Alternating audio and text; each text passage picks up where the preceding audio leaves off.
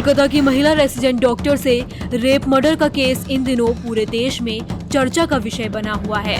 मामले की जांच सीबीआई के हाथ में है और जांच एजेंसी कड़ी से कड़ी जोड़कर इस केस की जांच कर रही है।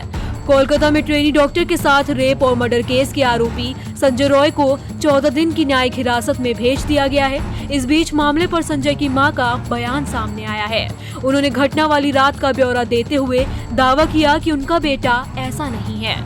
संजय की मां ने शक जताया कि उनके बेटे को किसी ने फंसाया है।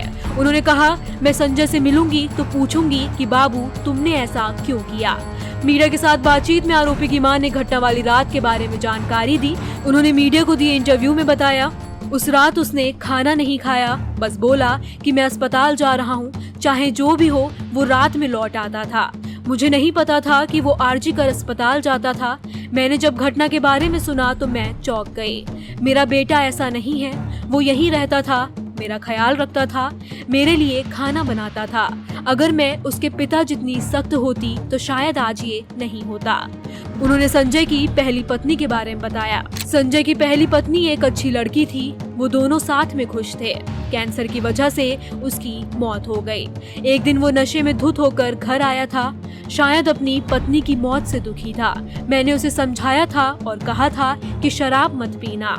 संजय की मां ने कहा, मुझे नहीं पता कोर्ट में कैसे अपील करते हैं, मैं अकेली हूँ। अगर मैं संजय से मिलूंगी तो पूछूंगी कि बाबू तुमने ऐसा क्यों किया।